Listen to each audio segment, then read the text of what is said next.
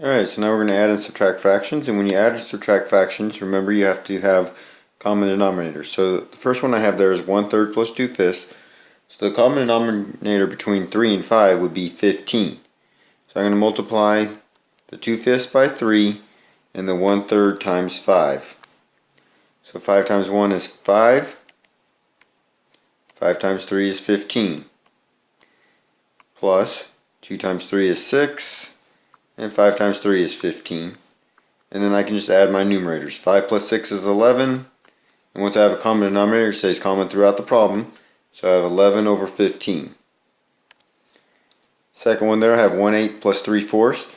And anytime you're doing this, always check and see if you can turn that smaller denominator into the bigger one. And in this case I can. I can do 4 times 2, which is 8. So I'm going to multiply that 3/4 times 2.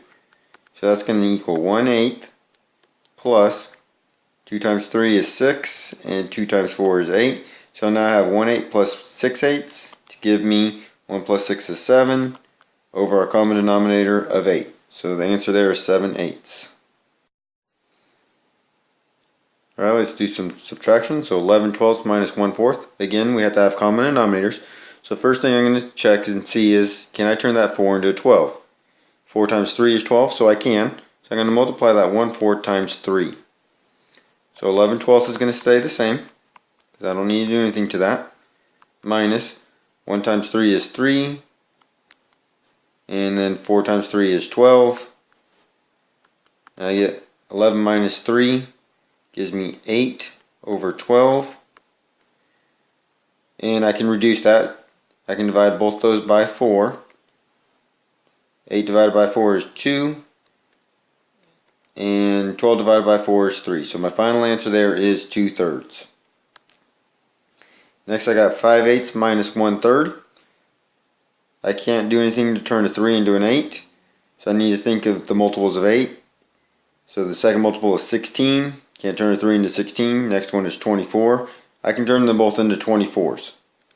So 3 times 8 is 24, and 8 times 3 is 24. So I'm going to multiply the 5/8 by 3.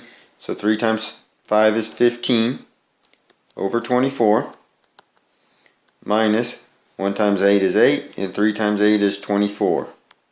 So now I can subtract. 15 minus 8 is 7 over our common denominator of 24.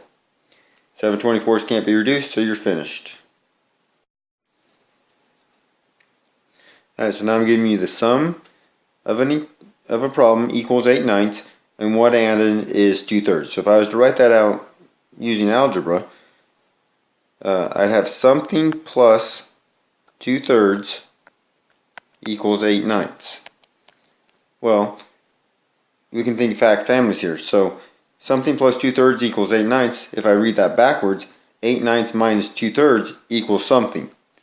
And that's what we're trying to find. So I need to do 8/9 minus 2/3 to find out what the other addend is. So first find common denominators, and you can turn a 3 into 9 by multiplying by 3. So I'm going to multiply that by 3.